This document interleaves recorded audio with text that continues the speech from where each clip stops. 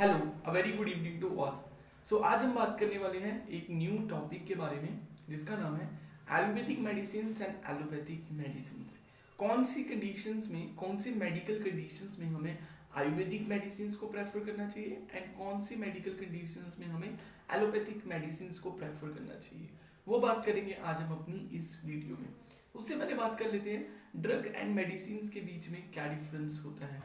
Certain people actually believes that कि drug and medicines are the same terms, but it is does not like that. दोनों terms में काफी difference exist करता है।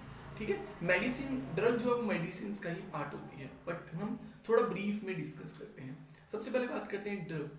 अगर हम डिफाइन करना चाहें एक ड्रग को तो कैसे डिफाइन कर सकते हैं। Drug is defined as any natural and any synthetic substance which has a tendency to induce certain physiological and the biochemical changes in the body.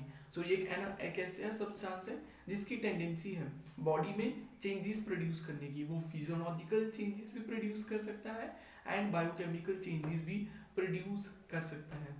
Next thing अगर बात करें, वो जो चेंजेस और वो जो इफेक्ट्स एक ड्रग प्रोड्यूस करता है वो चेंजेस पॉजिटिव भी हो सकते हैं एंड वो चेंजेस नेगेटिव भी हो सकते हैं। So we can say that a drug can induce both positive effects and both negative effects. Okay, so जिन ड्रग्स का पॉजिटिव इफेक्ट आता है उन ड्रग को एज ए मेडिसिन यूज किया जाता है। अब नेक्स्ट पॉइंट ये है कि जो पॉजिटिव और नेगेटिव इफेक्ट एक ड्रग इंड्यूस करता है that is also depending upon the dosage. हम उसकी डोसेज कितनी ले रहे हैं। अगर हम उसे एक लिमिटेड डोसेज में लेंगे so in that case the most probability is that it is going to produce the positive effects and the other if you are taking it in the over dosage then surely it is going to produce the negative consequences in our body. So that's what is actually a drug. Okay, अब बात करते हैं medicine के बारे में। Medicine is actually the combination of one or more than the one drugs and the excipients. So it is a combination of drugs plus excipients. So excipient is a new term which I think which is newly added here. But before coming to the know about the excipients, let's first discuss कि excipient actually में होता क्या है। उसको हम एक example से थोड़ा मैं एक्सप्लेन करने की कोशिश करता हूँ।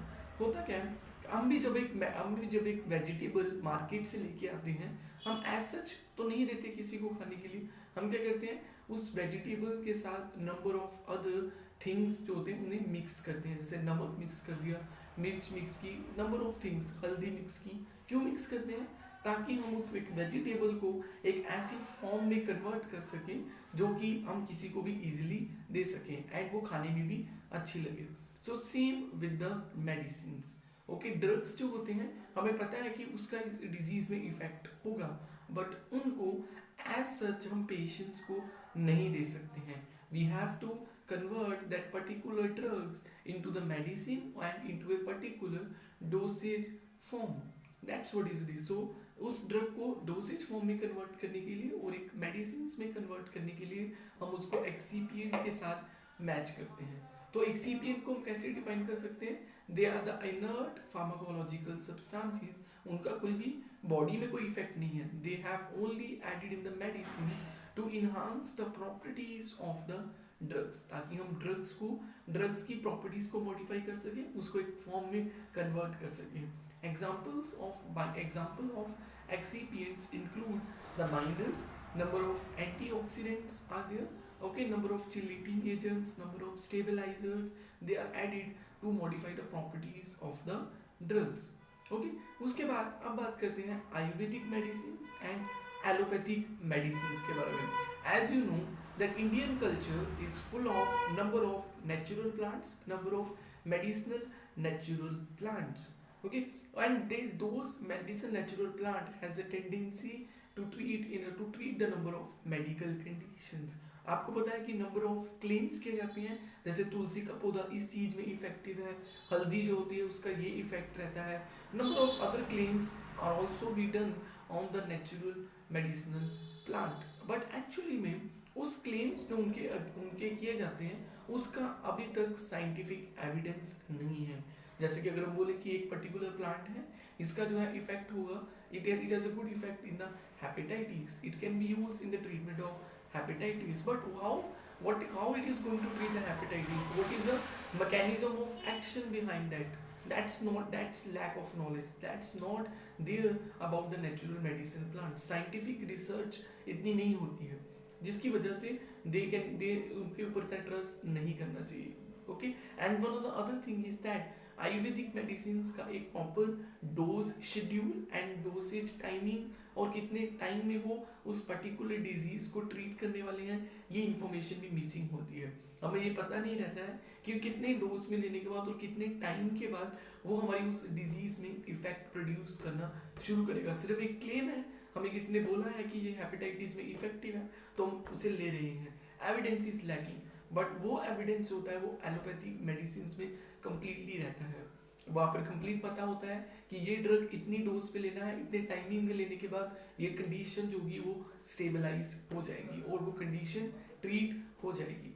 But why even then the certain people rely on the Ayurvedic medicine due to the concept of side effects. The most of the people in Indian society believes that the natural medicine plant does not have any side effects, or natural medicine plant has very lesser adverse effects as comparison to allopathic medicines. But it is not like that. It is not like that. Ayurvedic medicines also have the side effects, but again the knowledge or the lack of information is missing again. आपको पता ही नहीं होगा कि कौन सा natural medicine plant लेने के बाद आपकी बॉडी के किस ऑर्गन में कौन सा साइड इफेक्ट्स प्रोड्यूस हो गया. वो आज भी हो सकते हैं, वो after the number of years and after the number of months भी हो सकते हैं. That's what is the most we can say that sad thing about the natural medicinal plant. But with the allopathic medicine, yes, I can say that they also have the side effects, but information is complete there. हमें पता रहता है कि इस medicine और इस drug को intake करने के बाद हमें ये साइड इफेक्ट प्रोड्यूस्ड होगा. सो that's what there is a good in about the allopathic medicines.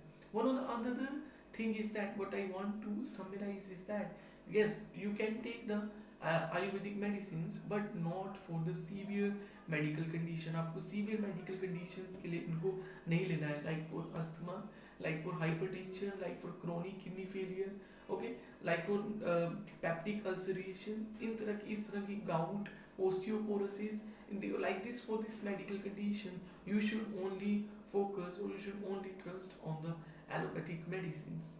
Okay, I am not saying कि आयुर्वेदिक मेडिसिन का ऐसा है उनको नहीं लेना चाहिए, बट यस उनके ऊपर और रिसर्च होना जरूरी है ताकि जो उनके क्लेम हुए हैं उनका एक एविडेंस प्रोवाइड कर सके. यस, ये पेप्टिक अल्सर में ट्रीट होता है क्योंकि इसमें ये कॉन्स्टिट्यूएंट्स हैं, ये कॉन्स्टिट्यूएंट हमारी बॉडी में जाके इस तरह मैकेनिज्म ऑफ एक्शन करते हैं. That's what actually is the Ayurvedic medicines and the allopathic medicine. I hope you are clear with my explanation about the difference between the drug and medicine, about the explanation between the Ayurvedic medicines and the allopathic medicine. In next video we will meet with a new topic with a more interesting explanation. Thank you.